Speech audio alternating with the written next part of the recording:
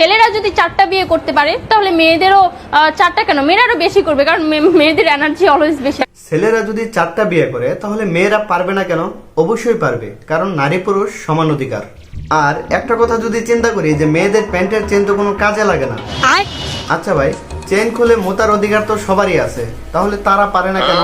একটু লজিকে আসেন। একটা চাবি দিয়ে যদি অনেকগুলো তালা খোলা যায় তাহলে সেটা হয় মাস্টার কি। আর একটা তালাকে যদি অনেকগুলো চাবি দিয়ে খোলা যায় তাহলে সেটাকে বলে খানকি। মনে করেন আপনি 4টা ইন্দুর পারেন, বাট আপনার কাছে গর্ত আছে একটা। এখন বাইরে বৃষ্টি, বুঝতেই তো পারতেছেন ওয়েদার ডিমান্ড। এখন 4টা ইন্দুরই যদি একসাথে গর্তে উঠে বৃষ্টি ইন্দুর করতে চাই তখন আপনি কি করবেন?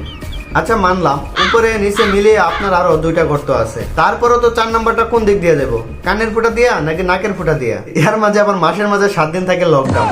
দুনিয়ার সবাই মানে এদের অনেক এনার্জি, অনেক পাওয়ার, বাট ওদের এত এনার্জি, এত পাওয়ার থাকতে দেশে এত লোডশেডিং কেন? আমি বুঝি না।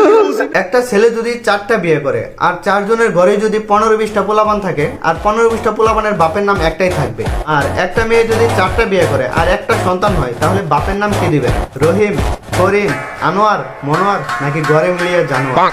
আপনি কি নারী নাকি ঢাকা শহরের লোকাল গাড়ি? সবগুলো সিট ফুল, মাঝখানে অনেক যাত্রী দাঁড়ানো, তারপরে হেল্পার বলে সিট খালি আছে, ফাঁকা আছে, উঠেন তাড়াতাড়ি। শুধুমাত্র এদের মতো নির্লজ্জ বেহায়া নারীর কারণে পুরো নারী জাতির সম্মানহানি হয়। আমাদের উচিত কুত্তা মারার ভ্যাকসিন দিয়ে এদের ছিদ্র বন্ধ করে দেওয়া। মারানি কোন জায়গা? খুবই এনার্জিফুল, আর হচ্ছে আমার ভিতরে খুবই এনার্জি। আমারও নাকি এনার্জি দিব তো এটা দিয়ে।